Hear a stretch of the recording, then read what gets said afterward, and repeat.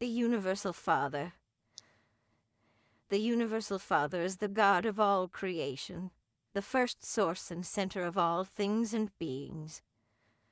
First think of God as a creator, then as a controller, and lastly as an infinite upholder. The truth about the Universal Father had begun to dawn upon mankind when the prophet said, "You, God, are alone. There is none beside you. You have created the heaven and the heaven of heavens with all their hosts. You preserve and control them. By the sons of God were the universes made. The Creator covers himself with light as with a garment, and stretches out the heavens as a curtain." Only the concept of the Universal Father, one God in the place of many gods, enabled mortal man to comprehend the Father as divine creator and infinite controller. The myriads of planetary systems were all made to be eventually inhabited by many different types of intelligent creatures, beings who could know God, receive the divine affection, and love him in return. The universe of universes is the work of God and the dwelling place of his diverse creatures. God created the heavens and formed the earth. He established the universe and created this world not in vain. He formed it to be inhabited. The enlightened worlds all recognize and worship the Universal Father, the eternal maker and infinite upholder of all creation. The wheeled creatures of universe upon universe have embarked upon the long, long paradise journey, the fascinating struggle of the eternal adventure of attaining God the Father. The transcendent goal of the children of time is to find the eternal God, to comprehend the divine nature, to recognize the Universal Father. God-knowing creatures have only one supreme ambition, just one consuming desire, and that is to become, as they are in their spheres, like him as he is in his paradise perfection of personality and in his universal sphere of righteous supremacy. From the Universal Father who inhabits eternity, that has gone forth the supreme mandate, "Be you perfect, even as I am perfect." In love and mercy, the messengers of paradise have carried this divine exhortation down through the ages and out through the universes, even to such lowly animal origin creatures as the human races of Urantia. This magnificent and universal injunction to strive for the attainment of the perfection of divinity is the first duty and should be the highest ambition of all the struggling creature creation of the God of perfection. This possibility of the attainment of divine perfection is the final and certain destiny of all man's eternal spiritual progress. Urantia mortals can hardly hope to be perfect in the infinite sense, but it is entirely possible for human beings, starting out as they do on this planet, to attain the supernal and divine goal which the infinite God has set for mortal man. And when they do achieve this destiny, they will, in all that pertains to self-realization and mind attainment, be just as replete in their sphere of divine perfection as God himself is in his sphere of infinity and eternity. Such perfection may not be universal in the material sense, unlimited in intellectual grasp, or final in spiritual experience, but it is final and complete in all finite aspects of divinity of will, perfection of personality motivation, and God consciousness. This is the true meaning of that divine command, "Be you perfect, even as I am perfect," which ever urges mortal man onward and beckons him inward in that long and fascinating struggle for the attainment of higher and higher levels of spiritual values and true universe meanings. This sublime search for the God of universes is the supreme adventure of the inhabitants of all the worlds, of time and space. 1. The Father's name. Of all the names by which God the Father is known throughout the universes, those which designate him as the first source and the universe center are most often encountered. The first Father is known by various names in different universes, and in different sectors of the same universe. The names which the creature assigns to the Creator are much dependent on the creature's concept of the Creator. The first source and universe center has never revealed himself by name, only by nature. If we believe that we are the children of this Creator, it is only natural that we should eventually call him Father. But this is the name of our own choosing, and it grows out of the recognition of our personal relationship with the first source and center. The Universal Father never imposes any form of arbitrary recognition, formal worship, or slavish service upon the intelligent will creatures of the universes. The evolutionary inhabitants of the worlds of time and space must of themselves, in their own hearts, recognize, love, and voluntarily worship him. The Creator refuses to coerce or compel the submission of the spiritual free wills of his material creatures.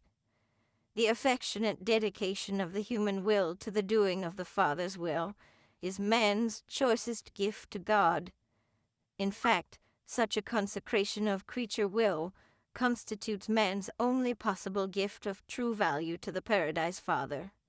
In God, man lives, moves, and has his being. There is nothing which man can give to God except this choosing to abide by the Father's will, and such decisions, effected by the intelligent will creatures of the universes, constitute the reality of that true worship which is so satisfying to the love-dominated nature of the Creator Father.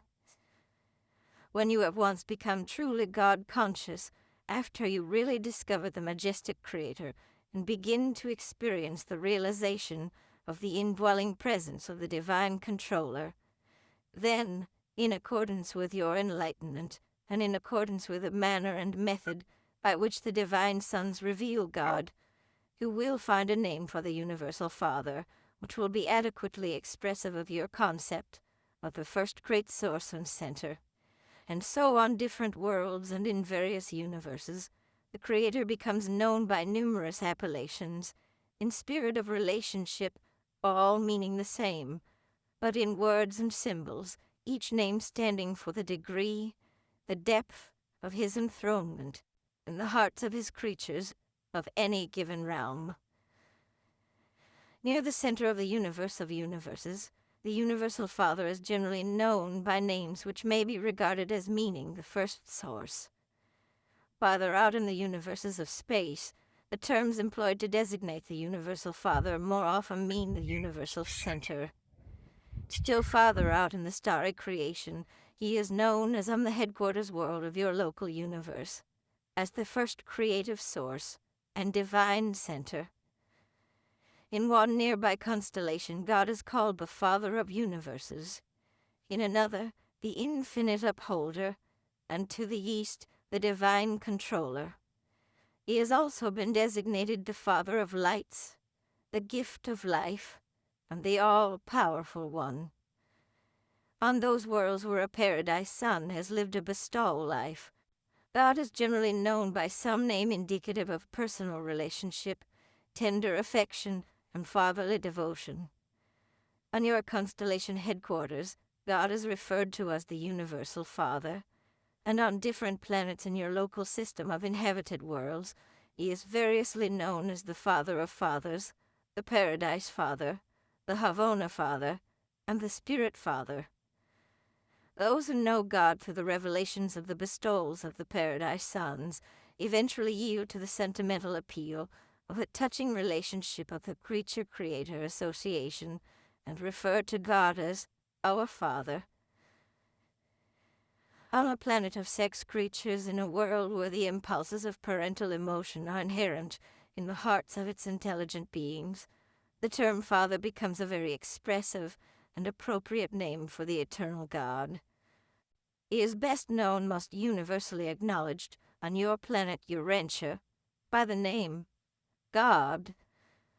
The name he is given is of little importance. The significant thing is that you should know him and aspire to be like him. Your prophets of old truly called him the everlasting God, and referred to him as the one who inhabits eternity. 2.